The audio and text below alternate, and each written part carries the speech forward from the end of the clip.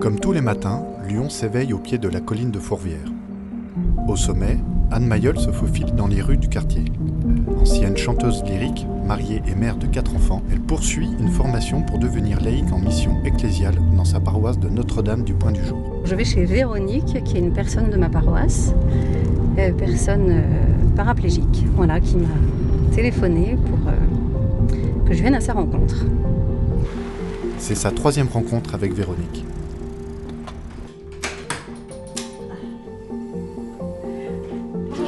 Véronique a perdu l'usage de ses jambes lors d'un accident de voiture.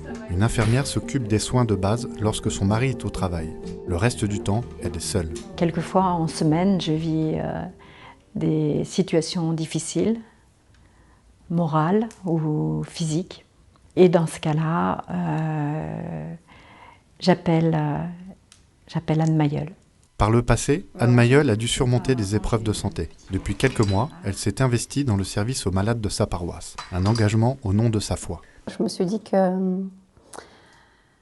qu'il fallait que j'aille rencontrer le Christ dans la personne qui souffre. Et dans ces rencontres avec les malades, je me sens toute petite. Je suis là vraiment avec toutes mes faiblesses et ma petitesse, et je dois être le plus possible image du Christ. Et en même temps, le Christ est présent en la personne que je rencontre. Et donc, ce sont des rencontres assez fortes et ça permet un cœur à cœur avec Jésus. Ce que vous faites au plus petit, c'est à moi que vous le faites. Pour lire en action de grâce. Elles vivent ces rencontres en partageant des temps de prière, en méditant sur la parole de Dieu. Anne Mayol apporte également l'Eucharistie pour permettre à Véronique de communier. Mon Dieu, j'ai un très grand regret de vous avoir offensé, parce que vous êtes infiniment bon, infiniment aimable, et que le péché vous déplaît. Elle représente l'Église, et il y a une grande connivence qui naît au fur et à mesure de ces rencontres. Le lien aussi avec la paroisse, et puis sa vie familiale, la mienne, des échanges simples du quotidien, où on sent quand même toujours, quelque part, que l'on est porté, que l'on n'est pas seul, et que l'on a aussi très fort envie de partager. Ces visites à domicile sont aussi des instants privilégiés pour Anne Mayol. Et du coup, aujourd'hui, voilà, où je suis vraiment comblée. J'avais envie aussi de donner cette part de joie et de paix profonde qui m'habite. Ces missions ecclésiales sont également présentes dans les hôpitaux. Nous sommes à Paris, à l'hôpital Georges Pompidou, où nous avons rencontré le père Tino Drasek, aumônier catholique responsable de l'hôpital. Ici, l'hôpital qui est lieu de vie, de vérité, où nous sommes tous nus, dénudés devant la souffrance, devant l'angoisse, devant l'inquiétude. Dépouillés des mots, dépouillés de nos repères psychologiques, spirituels, moraux, parce que la confrontation à la souffrance, pour laquelle il n'y a pas de réponse rationnelle, c'est un bouleversement intérieur. Et peut-être notre mission, c'est tout simplement être là.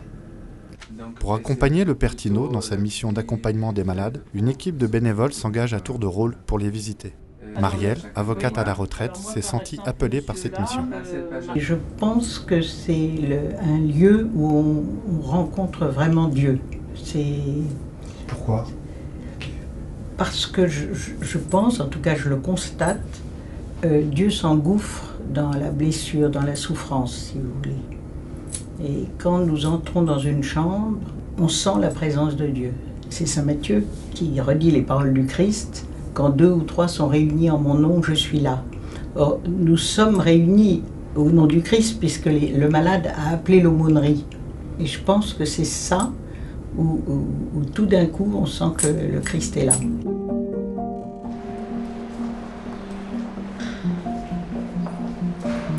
Notre mission est si belle, si simple et si exigeante. Parce que les rôles sont renversés. Quand on entre dans la chambre d'une personne malade, On essaye d'apprendre, se laisser visiter par le Christ qui est une personne malade. C'est pas moi le visiteur, mais c'est moi le visité. Atteinte par un cancer depuis 12 ans, Françoise entreprend un cheminement intérieur pour comprendre ses épreuves. Quand vous avez une maladie grave comme ça depuis une aussi longue période, on est obligé de parler avec soi-même. Ce qui permet aussi de les vivre relativement bien. Et je sais que là, je suis arrivée à une étape où j'avais besoin de faire le point, en fin de compte. D'avancer plutôt. D'avancer, oui, un peu plus. Chacun et personne d'autre ne peut faire cette démarche intérieure à travers les étapes qui sont nécessaires.